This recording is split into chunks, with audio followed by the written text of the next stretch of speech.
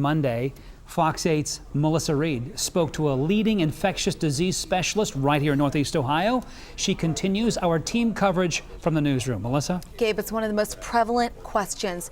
Could you get Ebola on a plane? Well, according to an infectious disease specialist at UH, it would be very, very difficult. Now, you would need to be in very close, intimate contact with the blood or bodily fluids of someone who has active symptoms of the virus. This is Dr. Amy Ray, an infectious disease specialist and chairwoman of the UH System Infection Control Committee. Dr. Ray says the fact that Amber Vincent had no symptoms before or immediately after that flight on Monday is positive. Vincent reported symptoms on Tuesday. Dr. Ray says if Vincent was asymptomatic Monday when she returned to Dallas-Fort Worth, she was most likely asymptomatic during her time in the greater Cleveland area. Now, another prevalent question: how could Vincent have contracted Ebola from her patient while following protective protocol at the hospital in Dallas? The healthcare worker's skin has to be fully covered and mucous membranes fully covered as well. So eyes, nose, mouth fully covered.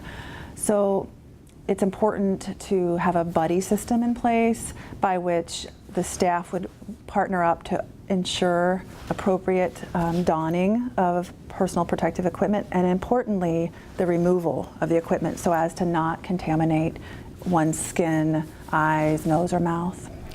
Certainly questions about whether or not Vincent left traces of the virus on her airline seat, even the tray table or maybe the backrest. Well, Dr. Ray says the virus is killed by disinfectants like bleach, and the CDC says Frontier followed the guidelines on that.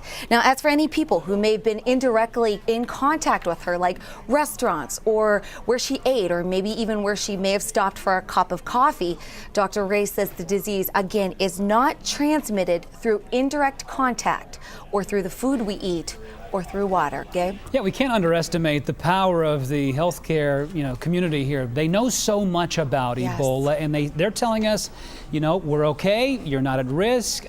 They have it pinpointed down to the person with Ebola has to have a temperature of 101.5 or higher to even be contagious. It's really fascinating how much they really do know about this stuff. And Dr. Ray is one of the leading specialists on infectious disease, chairwoman of the Infection Control Committee. And again, like you pointed out, it has to be in direct contact with someone who has symptoms. And she said that just the fact that Vincent did not report symptoms until Tuesday when she was home is, in her mind, positive for people here in Northeast Ohio.